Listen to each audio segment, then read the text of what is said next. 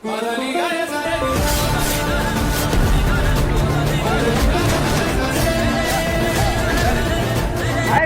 న్యాయవాదుల ఐక్యత, రాయలసీమ న్యాయవాదుల ఐక్యత, రాయలసీమ న్యాయవాదుల ఐక్యత, రాయలసీమ న్యాయవాదుల ఐక్యత.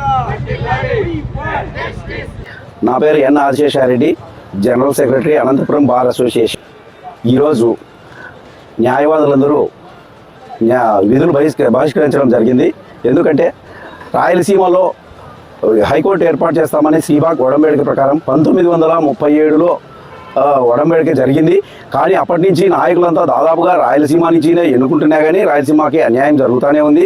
ఈ అన్యాయం జరుగుతుందంటే అసెంబ్లీలో మన నుంచి ఇంతమంది ఎమ్మెల్యేలు పోతున్నారు, కానీ ఈ విషయం అయితే అప్పటికే తూతు మంత్రంగా కానీ ఆ రోజుకైతే అసెంబ్లీలో మాట్లాడుతున్నారు, కానీ అది కార్యాచరణ రూపం దాల్చలేదు. మొన్నటికి మొన్న కూడా ఈ ఆగస్టు 4వ తేదీన మన ఈ కూటమి గవర్నమెంట్ 4వ తేదీ ఒక అనౌన్స్మెంట్ చేసింది.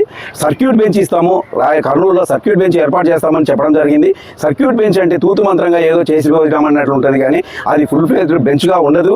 అందుకని చెప్పి మాకు ఒడంబడిక ప్రకారం ఏదైతే జరిగిందో రాయలసీమలో ఎక్కడైనా సరే, నాట్ ఓన్లీ కర్నూలు, ఎక్కడైనా సరే మాకు పెట్టినా కానీ మాకు ఆనందమే ఉంటుంది. కాబట్టి ఈ సర్క్యూట్ బెంచ్ కాకోకుండా ఫుల్ ఫ్లెజ్డ్ బెంచ్ ఏర్పాటు చేయాలని చెప్పి ఈ కూటమి గవర్నమెంట్ మేము కోరుతున్నాము. అలాగే రాయలసీమ మొత్తం అంతా కూడా విధులు బహిష్కరించడం జరుగుతోంది. న్యాయవాదులు ఈ రోజు రేపు కూడా అనంతపురం బార్ అసోసియేషన్లో విధులు బహిష్కరించి మేము ఇది చేస్తున్నాము. ఈ ధర్నా ఇంతటితో ఆగకోకుండా, ఈ ఉద్యమం ఇంతటితో ఆగకుండా రాయలసీమ మొత్తం కూడా జరిగేటట్లుగా మేము చూస్తాము. ఇది గవర్నమెంట్కి ఒక హెచ్చరిస్తున్నాము. దాదాపు మాకు రాయలసీమలో ఫుల్ ఫ్లెడ్జ్డ్ బెంచ్ కావాలని చెప్పి కోరుతున్నాం. నమస్తే, నా పేరు అడ్వకేట్ బాలాజీ, ఆంధ్రప్రదేశ్. అనంతపురం జిల్లాలో ఉన్న ప్రాక్టీస్ చేస్తున్న అడ్వకేట్స్ అందరికీ ఒకటే డిమాండ్.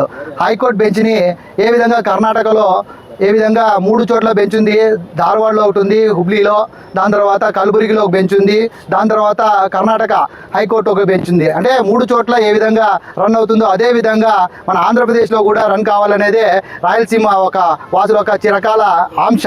ఎందుకంటే అమరావతికి వెళ్ళాలంటే ఖర్చుతో కూడుకుండేది. కాబట్టి రాయలసీమకు సంబంధించిన వాళ్ళందరి కోసము హైకోర్టు బెంచ్ని, పర్మనెంట్ బెంచ్ని ఇక్కడే పెడితే బాగుంటుందని, అది కూడా కర్నూలులో ఫిజిబిలిటీ అందరికీ. కాబట్టి 4 జిల్లాలకు సంబంధించిన వాళ్ళందరికీ మా తరపున ఒక విజ్ఞప్తి ఇదే.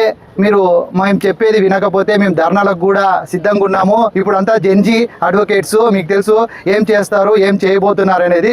అంతే మా ఒక విజ్ఞత. ఇది ఒక జస్ట్ షోకాస్ నోటీస్.